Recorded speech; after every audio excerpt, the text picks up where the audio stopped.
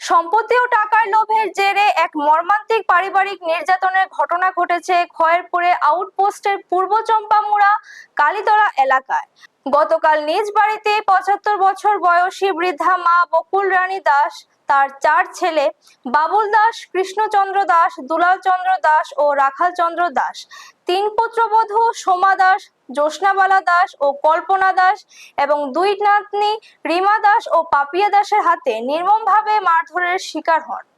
আক্রান্ত বৃদ্ধাকে প্রথমে রক্তাক্ত ও আহত অবস্থায় রানীরবাজার হাসপাতালে নিয়ে যাওয়া হয়েছিল, কিন্তু শারীরিক অবস্থার অবনতি হওয়ার পর তাকে গুরুতর অবস্থায় জিবি হাসপাতালে স্থানান্তর করা হয়।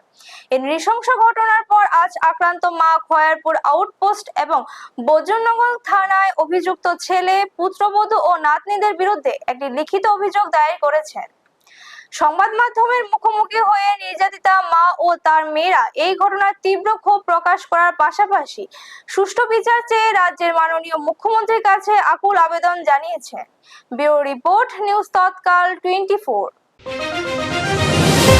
আমার মা আমার বাবা আলাদা খা, তারা ব্যাংকের 4 লাখ টাকা আসলো, বাবা এই সুদের টাকা তুললো, তারা 4 ভাইয়ের ভিতরে 1 ভাইও খাওয়ান দেয় না, দেখো না, মানে বাড়ির ভিতরে তারা কোনো কিছু একটা গাছ গুঁড়ো ধরতে পারে না, একটা ফলও ধরতে পারে না, একটা কিচ্ছু ধরতে পারে না। তারা মানে তুচ্ছার করে, আমরা জাগা, তোমরা এইসব কিছু ধরবা না বাড়ির মধ্যে, তোমরা এটির ভিতরে হাত লাগাবে না, এটি আমরা জাগা। তো বাবু যাক, বাবু তো অসুস্থ মানুষ, কি করবা বাবু, অনেক তুমি এমনি থাকো, তোমার যাক কটা টাকা তুমি খাও।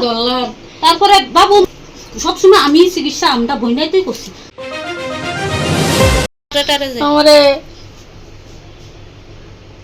মধ্যম বলা খুব মাইতের করছে, ছোট বলা খুব মাইতের করছে, এরপরে দিয়া শেষ বলা মাইতের করছে, বড় বলা আমার বড়।